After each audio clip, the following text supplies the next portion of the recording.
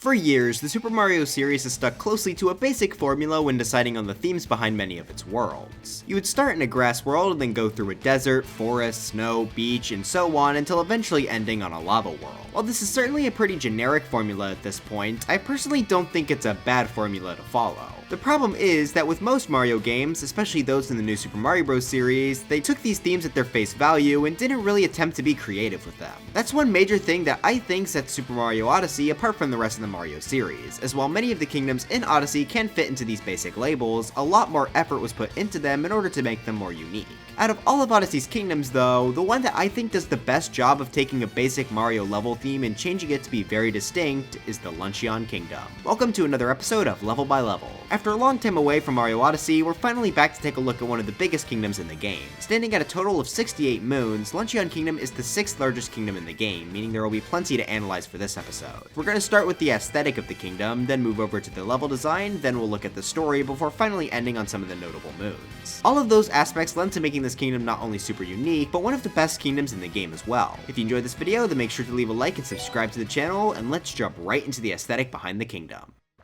Unlike some previous episodes in this series, Luncheon Kingdom's aesthetic gives us a lot to talk about as it's one of the primary things making this kingdom so different. Now I've been talking a lot about Luncheon. Okay, I probably already got like 3 trillion comments, but I know Luncheon Kingdom is pronounced Luncheon, I just like saying it my way better, so cry about it. Anyway, I've been talking a lot about how Luncheon is a unique spin on a Mario trope, but I haven't specified what trope it's even supposed to be. If you've never played the game before, I wouldn't blame you for not being able to tell which, if any generic Mario theme this level falls under. Luncheon Kingdom, otherwise known as Mount Volbono, acts as Super Mario Odyssey's lava world. Yeah, the aesthetic here may be a little bit different than the generic lava world. I mean, right off the bat, let's take a look at the colors between this and a lava world taken from the new Super Mario Bros. Games. Generally, the lava levels there are supposed to be intense and gloomy. That makes total sense, as they're almost always the last worlds in any Mario game they're featured in, minus special worlds of course. This also fits well with lava itself, as that's not generally known as the safest thing on the planet. I mean, I wouldn't recommend touching it at least. Luncheon Kingdom completely flips this gloomy color scheme on its head by being one of, if not the most colorful level in the entire game. I mean, take one look at the central volcano. It's made up of a mix of the brightest blues, purples, and oranges they could use. Most of the rock around the level shares the same special color gradient, giving this a very distinct look. Any sort of man-made structure is also a bright tan color, which contrasts the dark grays that are generally seen in the towers and castles of the new Super Mario Bros. Lava worlds. Heck, even the lava itself goes from being lava colored to being a very unique bright pink. It still acts the exact same as lava, but now it's got a completely different look to it. Now, being super colorful is great and all, but just being a palette swap wouldn't be enough to make it that different from other lava stages. That's where we finally come to the main theme of the Luncheon Kingdom's aesthetic, its abundance of food. Pretty much everything in this kingdom is based on something food related. There are several cheese rocks that you need to destroy, a lot of food acting as obstacles, the Volbonans are literally forks with chef hats, and even the lava we mentioned before is pink as it's supposed to be, some sort of food. On top of the already pretty solid theme of a lava world mixed with food, the food itself is also very unique looking. They don't just throw in a basic apple or orange, instead all of the food has a really bizarre polygonal look. While it is still very obviously made from food, it looks different enough to make this world feel even more alien. Oh, and I can't forget to mention the music here. The main theme is an absolute banger piece, and it also fits so perfectly for the level. I'm not great at analyzing music, but to me this fits the setting of a volcano perfectly as it builds the player up to attempt to explore it. Along with that though, the song isn't super intense like other lava levels and feels much more upbeat. But the best detail of this song though is of course the fact that they used kitchen utensils for some of the parts of the song. That's just absolutely phenomenal. The song that plays in the main town area is also very fun as well. I mean, it's no surprise the music here is good. Pretty much every song in this soundtrack is among the best in the series. So let's recap here. This kingdom takes a standard Mario lava world, brings it to life by making it super bright, combines it with another theme of a world made of food, and then it even gives the food a unique look to top it all off. With so many different aspects of aesthetic coming together, it's incredibly easy to forget that this is supposed to be Mario Odyssey's lava world. For its sheer uniqueness, this is easily my favorite lava level in this series aesthetically. However, aesthetic of course isn't the only important thing to look at for a level. Now it's time we take a look at this level's layout to see how that builds on its combined idea of using lava and food. Analyzing Mount Volbono from a level design perspective is pretty tricky, as it takes on a much more split path approach rather than just having one main path to its point of interest, which we saw in kingdoms like Cascade earlier in the series. I think for the purposes of this video, we'll split this level up into different sections to help analyze it. First off, let's look at the starting area. The camera angle is set right out of the gate to be facing directly toward the volcano, not only giving this kingdom a very strong first impression, but also giving us a clear direction of where to go. Walking down away from the Odyssey already gives us our first split path of the level, which is one of the things that make this so tricky to analyze. This one is pretty simple though. The left gives you a few stepping stones to go across, and the top path lets you long jump across before they recombine. Now the reason this split path exists is to give the player a way to get all the Goombas up to the rolling corn for a moon, which brings us to our second real split path. You can either go get that Goomba moon or continue forward with the story. If you decide to continue with the story, Mario will be introduced to the main capture of the Luncheon Kingdom, the lava bubble. This is our next major aspect of the level that makes it so unique from every other lava level in the series, the fact that you actually get to ride through it. Now yes, you could ride shells in Lethal Lava Land, which is a ton of fun by itself, but the lava bubble allows for both speedy movement and also more careful and slow movement. This makes this kingdom one of the most fun to traverse, as you're able to cross massive gaps of land with the lava bubbles. They're also a lot of fun to control, being able to gain speed by shaking the controller. Since they are so important to the kingdom, it makes sense that they were given a small tutorial for the player to learn their basic movement. It's introduced to us in a skinny hallway with it moving around a small island, making it easy for Mario to throw Cappy at it. Once captured, there's really only one place to go, which is straightforward. There's no danger of other enemies or falling off here, making this a good spot to first teach the player how to use this. Also fun fact, if this hallway looks a bit weird to you, that may be because this wall to the left actually gets removed after the story, meaning it was a deliberate choice to make sure the player got used to using the enemy in a simple space first. Before moving on from this starting segment, I do also have to mention that I really like they are able to climb up to the top of the walls here by doing some triple jumps. During the speedrun, the triple jump to get this moon on the pile of salt is pretty tight, but once you're up there, jumping between the roofs is a lot of fun. This just acts as another fun path to get to the next segment, but it just goes to show how many ways Odyssey lets you tackle its many challenges. The paths all recombine into one big platform before bringing us to the main town. This gives us our first introduction to the kingdom's secondary capture, the Volbono. Instead of making it the only way to go though, it's only used to collect purple coins. Personally, I think this was done as the Volbono is definitely a much more optional capture when traversing this kingdom, but it's still important enough to be shown off.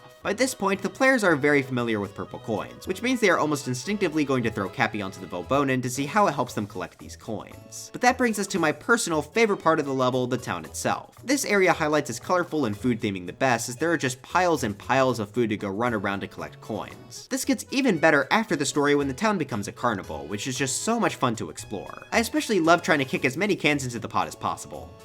Wow, I really missed every single one. As this is the kingdom's town, this place also gives us the crazy cap store, along with a place to play slots and another sub area. There are also several moons hidden in this area, which we'll get to a bit later. After going through the town, we are then met with our second test of the lava bubble capture. This time though, we get a much more open area to play around with. We get so much freedom in fact that we can completely deviate from the main path at this point to explore this large patch of lava over to the right. The big space of lava is a really fun playground to swim around with the lava bubble. This is far from the only one in this level, but they all do a good job giving Mario plenty of things to do while he's here. There are several small islands to explore, purple coins to collect, and heck, even these chunks of food are fun to run into, even if they only give you a single coin. Alright, but let's get back to the main path. Really appreciate that they gave us this hill to jump up without having to go all the way around, but I also like that you could jump up without it using a really difficult to time jump. This is needed for the speedrun and is always really satisfying to get first try. The main path here is meant to challenge Mario's ability to jump using the lava bubble, requiring him to time his jump up some lava geysers. This is one of the advantages the lava bubble has over the Mario 64 shell that I alluded to before. It lets you take your time platforming, which allows for a lot more interesting scenarios like this. Oh, and you can also do the tricky to time jump up here to skip the lava geysers, which is just as satisfying as the other jump. Finally though, we reach the end of this lava bubble segment, which brings us to our next main area with the cheese rocks and Pambros. Before we talk about that though, I do have to talk about another method of getting here. As I've said several times in the series before, Mario Odyssey was built to be super replayable as its levels were designed to have a ton of shortcuts, which reward more experienced players for investing time into the game. This right here is a good example of that, as you can entirely skip the lava bubbles and just triple jump over to the cheese rocks if you'd like. While not used in the main any percent speedrun, I do love having this as an option as it's my main way of traveling whenever I replay through this kingdom. Having hidden fast but tricky paths is also a good thing in my opinion, as it makes any level much more memorable, and Odyssey does a great job of that. Continuing down this path, we have our section with the Pan Bros and Cheese Rocks before getting to the difficult path through the Tomatoes and Fire Bros. The increase in enemies here is a nice buildup of challenge as we continue down through the story. Each of these two landmasses also offer up main alternate routes to go again in order to get some extra moons on the way. As you make your way up, we come face to face with the lava bubbles once again, though this time they're actually used as enemies, as they don't really help us with the rest of our climb upwards. While yeah, they could damage you before, these are deliberately placed in between jumps which make them difficult to avoid, just like they are in every other Mario game.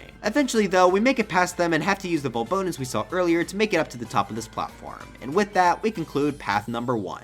Wait, what? Path number 1? That's right, when I said split paths were important to this level, I meant it, as this is actually designed around having 2 main pathways through the level. That gives Luncheon a lot more depth than not only previous lava levels, but even many of the kingdoms in Odyssey itself. The big split in paths comes to us all the way back at the town. The first half of the story was covered on the right path, but if we take a left instead, we get to experience our main journey up Mount Volbono. We get to either go through a 2D pipe, use a lava bubble, or simply long jump across to get to the next segment. Again, it's just nice to have this many options to go to the other side. Going through the longer and more difficult path will also reward you with a few pink coins, giving each path their own advantages. Going inside the tunnel brings us to another segment to use the lava bubble capture with a few collectibles hidden inside. This finally brings us to the backside of Mount Volbono where we can begin climbing up it. There are several ways to climb up the volcano, so let's first take the most basic path here. We first have to bring Mario across several moving platforms to get to the climb itself. As you'll see for the rest of this section of the level, platforming will have a major focus. Seeing as this is one of the game's later kingdoms, they likely wanted to ramp up the difficulty a bit by making navigation a bit trickier. That's not to say it's slower or less fun though. In fact, climbing up the volcano is actually a lot of fun to try and do quickly. The first side of the cliff gives us several jagged platforms that we can try to climb up with. Which platforms we choose to go to is up to us, giving the player a chance to look for the best way up the volcano themselves. There are even some more Volbonos on the side to give us a boost. We then get our introduction to the spinning lava platform. Just like the introduction to the lava bubble before, this platform is placed by itself, making it a very easy obstacle to get through. This is also completely optional, as Mario can just jump over it, which yeah, may make the tutorial behind the item a little less helpful, but it does make replaying through this segment more fun as you don't have to waste time waiting. That brings us once again to another split path. The primary path requires Mario to dodge incoming rolling food on a skinny platform. They can be somewhat tricky to avoid, but there are plenty of rest stops on the way. The second path is hidden off to the left as Mario can climb up the jagged sides of the mountain for a bit of a shortcut. The jumps here are more tricky than the main path, once again giving us another split path based on speed and difficulty. When these two paths recombine, we get ourselves some more obstacles involving these rotating lava platforms, which have been made more difficult by adding more of these platforms next to each other. Or if you are once again skilled enough, they added another platform jutting out to the side that Mario can just jump up to get straight to the end of the climb. I really love just how many different options you have while climbing the volcano, which I think serves two main purposes. One, from a gameplay perspective, it makes the climb up Mount Volbono much more interesting as it lets you carve your own path up and adjust the difficulty and speed based on your skill level. This is also likely done to make it feel much more like an actual volcano you need to climb up. It feels more natural to have all these platforms jutting out from the side for Mario to grab onto.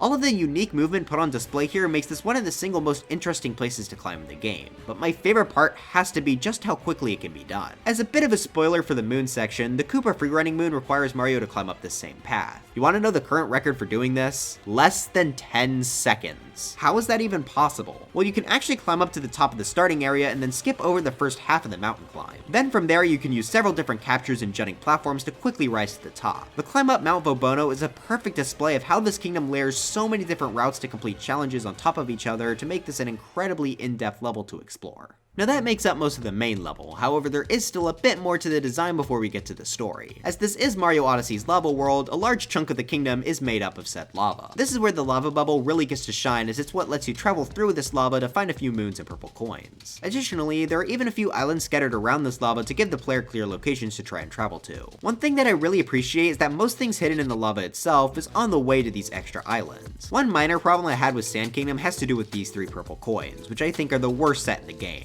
Dang it, I spoiled the definitely real all purple coins ranking. But my problem with this set is that there's realistically no reason for the player to ever be over here to find them, but Luncheon completely avoids that problem by having the lava always sort of act as pathways between points of interest. The heavy use of lava also makes movement here unique, which is actually a bit dangerous as Mario's movement in Odyssey is the best in the series. That's why getting the lava bubble capture right was so important, as taking away standard Mario's movement could have made this kingdom a lot less fun to run through. Luckily, the lava bubble is indeed a lot of fun to use, as its speed boosts help a lot getting through the large gaps of lava. I think they were overall able to find a perfect balance between using the lava bubble in Mario to explore this kingdom. You never feel like you're stuck with a lava bubble for too long, and even when you are, it's still fun to use. But I think that's finally enough about the general layout behind this level. I think now it's about time we look at the story behind this kingdom to see how well it utilizes both its unique aesthetic and unique level design. When first entering into the kingdom, Mario has to come face to face with the Broodals. This is already a fairly interesting choice since most of the time the Broodals are seen much further into a kingdom's story, especially considering Luncheon Kingdom is one of the longest campaigns of any kingdom in the game. I think the reason they did this is because of the fact that this kingdom has another boss later on and they likely wanted to spread them out a bit. On top of that though, we've already had to fight Spirit in the Wooded Kingdom, so of the two, he's definitely the less interesting boss. In terms of the fight itself, honestly, it is a slight bit disappointing. Not that the fight isn't fun though, basically Spirit will stick to the center of the arena and spit out poison in a ring around him, which will damage Mario if touched. Upon getting jumped on, he'll enter into his hat and bounce around the arena, leaving a trail of poison. Eventually, he'll return back to the center, and you have to repeat this 2 more times. Like other bosses in Odyssey, there are also intentional shortcuts implemented into the boss to make it more fun. The main one here has to do with his hat phase, where you can actually jump on his hat to make him return to the center quicker, with the added risk of missing and landing into the poison. So I do think the Spirit fight is pretty well designed, but the problem is that there really isn't much difference between this fight and the one seen in Wooded Kingdom. For context, during the main game, you have to fight each Broodal twice. However, to make each fight more unique, the Broodals change between them to make them more difficult. Topper goes from taking 2 to 3 hits to defeat and also using more hats, Harriet tosses 2 bombs at a time in her rematch, and Rango tosses 2 hats. But for Spirit, well, seemingly nothing changes. For the longest time, I thought the change here was that the arena is now a rectangle instead of a circle, affecting how he bounces around. It wasn't until I released my Mario Odyssey moon ranking, over 4 years after the game first dropped, that I finally found out what the difference was between the 2 fights. In the Luncheon Kingdom version, Spirit will slowly walk towards Mario if you don't hit him quick enough.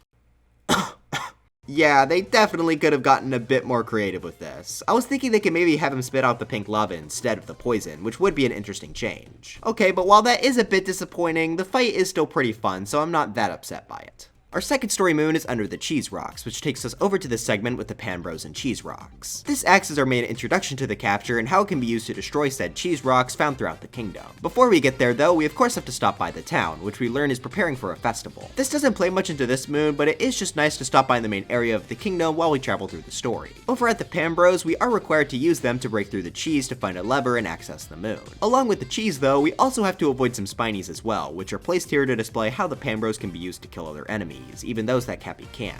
I also think the question mark blocks are placed here in order to show how the pans can interact with them as well. In this area, you're also encouraged to look through all of the cheese rocks as there are some purple coins hidden within them. Overall, this is a pretty solid introduction to this capture and mechanic. And our first multi-moon is Big Pots on the Volcano, Dive In. This takes us up the rest of the first pathway through the Tomatoes and Fire Bros. This gives us our first real platforming focused segment, which will help us build up to the much larger one later down in the story. Once you reach the peak of this segment, Mario then needs to capture this piece of meat. And I am of course obligated to mention that according to the Art of Mario Odyssey book, this meat is actually T-Rex meat. Dear God, do not mess with the Volbonos. Once captured, Mario is able to attract Cocoteal's attention and it brings Mario up to the big pot to grab the first multi-moon. This concludes the first half of the Luncheon Kingdom story, which I think does a good job introducing all of this kingdom's main elements. We get to use the Lava Bubble, Volbonin, and Pambro along with getting a general idea of the main items seen throughout here. But like I said, this was only half, so let's see what the second part of the story has for us. Right after collecting this first multi-moon, Cocoteal pushes Mario off the big pot, causing the volcano to erupt and giving Mario a stronger motivation to stop Cocoteal. This also acts as a really clean transition between the first and second half of the story. Pretty much every kingdom that has its story split up into parts just transports Mario back to the start after collecting the moon. Here though, Mario is actually forced back to the start, which just makes a lot more sense. This also uses the split story idea extremely well too, as the kingdom is designed around having 2 main paths, so each part of the story takes place over one of these pathways. Since the second part of this story takes place on path 2, the beginning of the kingdom changes in order to guide the player to that pathway. Instead of having the skinny tunnel with the lava bubble, the wall behind the corn is knocked down and a new wall is placed over the first path. This gives Mario access to this new small area filled with lava and also introduces the player to a new element, the cannon. While this was available for the player beforehand, this is the first time it's directly shown off to the player. If you don't want to waste time using the cannon though, they give the player an out by having a skinny pathway to travel through, again being another great example of giving the player more options. After the cannon tutorial, Mario has to climb back up past a few Fire Bros, which are placed in a pretty tight area to once again up the threat. Finally, we enter into the lava tunnel, which contains the first story moon of this half. This acts as another test of the lava bubble capture, which will be important as it's used in a much more intense setting later on. This focuses on two things: avoiding obstacles while using the capture and puzzle solving. The puzzle solving aspect has Mario need to light a torch using the capture, which shows that the lava bubble can interact with different objects by setting them on fire. This also gives us a bit of practice aiming the jump of the lava bubble, which will help us later on. With that moon down, we can finally jump into our final moon of the Luncheon Kingdom story, Cockatiel Showdown. This has Mario climb up Mount Volbono through the rest of the second path we mentioned before. Since we mostly already talked about this in the level design segment, we can mostly skip past it, though I do want to mention that this builds off the first multi-moon pretty well. Both are focused mostly on platforming before getting into the pot, though the second moon is a lot more involved, which makes sense as the difficulty increases as you go. In order to enter into the big pot this time, Mario has to use the cannon he was introduced to earlier. After being launched into the sky and landing down into the stew, the boss fight with Cockatiel begins. Just like many of the other Kingdom exclusive bosses, the Cockatiel fight has Mario use a capture in order to defeat him. This is where all of the tutorials for the lava bubbles pay off. The moon before this gave us practice avoiding obstacles, as that's the primary thing you'll have to do in this boss fight as Cockatiel spits out deadly food towards you. Once the dumb stupid bird gets bored, it'll start throwing up lava towards Mario, and you'll have to then use your knowledge of moving the lava bubble to ride up the stream of lava and jump on its head. 3 hits are required to defeat Cockatiel. Each time the path of the lava that spews out gets more and more difficult to navigate, keeping the boss fight more engaging as it goes on. The last path is especially difficult as you have to travel between several small lava platforms, which is why the jumping and aiming practice with the lava bubbles was so important. This fight I think does a great job wrapping up this kingdom as it's a perfect test of using the kingdom's main capture. That however is just considering the main method of defeating this. Like most bosses in the game, there's also a speed strat here. This is actually where my enjoyment for this boss sadly takes a bit of a hit, as this is probably my least favorite speed strat in the game. Basically what you have to do is jump up into Cockatiel as it's spitting out food, which will cause it to jump straight to its lava spitting phase. Conceptually, this isn't a bad idea for a skip, but for some reason it's incredibly inconsistent, so if they had fixed this, it would likely have been a lot better. This is still a good fight though, and overall, while there are a few minor flaws, the Luncheon Kingdom story does a phenomenal job showcasing all of its different elements, along with using the split path design to form one of the cleanest two-part stories in the game. But of course, the main story isn't the only thing you'll be doing in this kingdom, as there are nearly 70 moons to collect here. Like in previous episodes, I won't mention every moon in the game, just some highlights, and lowlights I guess. Lucky for me, figuring out what these moons are is now way easier, as I could just look at my ranking all moons in Mario Odyssey video and see what I said about some of the moons there. So I guess minor spoilers for that video in case you haven't seen it. Of the game's 17 kingdoms, this placed 9th overall in terms of average moon ranking, so it lands just about in the center quality-wise. Keep in mind this is Mario Odyssey, meaning the center of the list is still pretty dang good. In fact, I don't think this kingdom has any bad moons. Its lowest placing moon in the ranking landed at number 746 of 836. And even then, this is a tourist in the Luncheon Kingdom, which is part of another kingdom's moon quest, so the real last place moon for this kingdom was 734, a strong simmer. This only placed low though because it was way too easy, so yeah, there's no really bad moons here. With the lower end moons out of the way, let's take a look at some of the highlights here. First, let's start out with the trio of moons being the golden turnip recipes. For these moons, you have to explore the Luncheon Kingdom and find 3 hidden golden turnips and bring them back to the town in order to cook them for a moon. These get increasingly more difficult and interesting as they go. The first one acts as a simple tutorial, being placed pretty close to the pot. The second turnip is placed on the Cheese Rock Island, however you have to use some cap jumps in order to get up to it. Bringing it back is also a challenge, as you have to move past the pan bros without getting hit, as it'll be destroyed if the pan comes in contact with it. The final golden turnip moon is easily the best though, first requiring Mario to notice some cheese hidden in the back of this path. Then you have to bring a pan bro through this somewhat tricky platforming segment to free this turnip from the cheese. Finally, from there you have to bring the turnip back through this entire pathway back to the pot. This requires Mario to dodge both fire and pan bros, all while making some tricky jumps without dropping the turnip. I love how each moon was able to build its way up to this final, pretty in-depth challenge for Golden Turnip 3. That was able to place at number 198 in my moon ranking, which is a pretty good score if you ask me. I mentioned before that there were a few islands that could be found in the lava that aren't related to the main story. My favorite of which has to be this one, as it contains a lot of pretty fun moons. First off, before you even get there, you get to use the lava bubble to collect a Notes moon through the lava. This one is pretty simple, but it does lead to a much more difficult Notes moon inside the big pot later on. That moon placed at number 282, which makes it one of the better Notes moons in the game due to its difficulty and uniqueness. Back to our main point of focus though, there are 2, technically 3 moons that can be collected on this island. The first is a moon like pretty much nothing else in the game, where you have to grab ground-pound all of these cracks seen on the platform. Now these cracks are found throughout the kingdom as they'll generally give you coins, which makes it really cool that they were used for a moon like this. The rolling foods on the island also keep the player on their toes as they do this. For its uniqueness, this moon was able to land at number 220. The other main moon on this island has Mario go into a 2D section. The platforming here is made pretty difficult as he has to avoid both hammer bros and lava bubbles. My favorite part about this moon though has to be the fact that we can see the rolling food pass over us as we go, giving this 2D section a very distinct look from anything else. The final moon you can get on this island is actually the painting to the Mushroom Kingdom, and since this is the farthest point in Mount Volbono, I'd say this is a pretty good spot to hide it.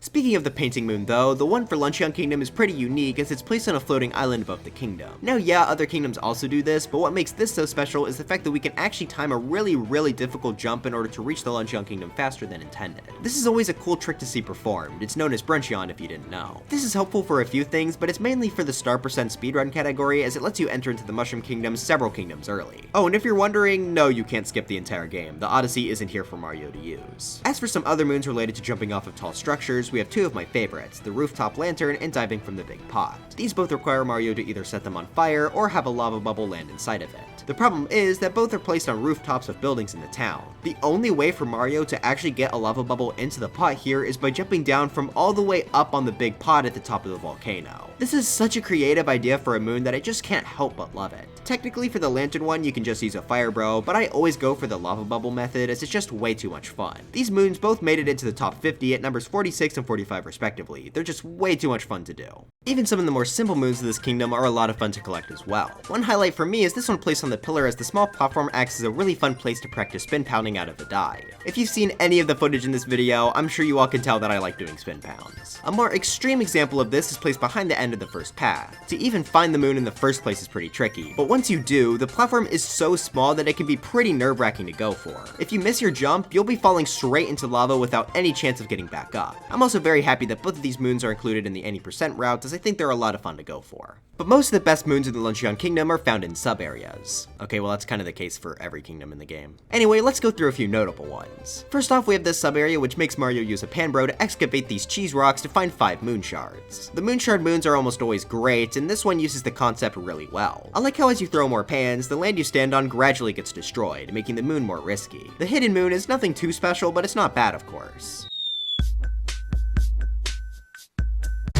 Speaking of the bros, our next sub-area here unlocks after opening the moon rock. While the main moon in this area just tasks Mario with getting through the obstacle course, which is pretty fun by itself, the hidden moon requires Mario to use a fire bro to light all of the lanterns in the sub-area. Personally, I enjoy trying to find them all and use the pillar enemies to move around. The best lantern though has to be the one at the end, as it makes Mario need to snipe it from very far away. That was able to bring this moon all the way up to number 82. My favorite sub-area in the kingdom has to be the Fork Flickin' sub-area. This has Mario use the Volbono capture to quickly rise up the side of a cliff to get both moons. Big emphasis on quickly though, as this is one of the most fun moons to do quickly in the game. The way Mario just goes flying when you launch him from the capture is just so much fun, and each one flows into each other perfectly. For its sheer speed, this sub-area was able to make it to number 75 and 74. But as for my absolute favorite moon in the kingdom, well, it was already a set we talked about as it's the Koopa freerunning moons. This was overall my second favorite set of Koopa freerunning moons, just below the set in Wooded Kingdom. This of course all comes down to just how much there is to optimize here. The fact that it can all be done in under 10 seconds is just phenomenal when you look at just how much distance needs to be covered. I also love just how much movement is involved, as there are plenty of tricky jumps required to do it quickly. It's also neat that both the lava bubble and Volbono captures have a part to play in the run. These two moons were able to make it to numbers 19 and 18 respectively, meaning they were the best moons in the kingdom.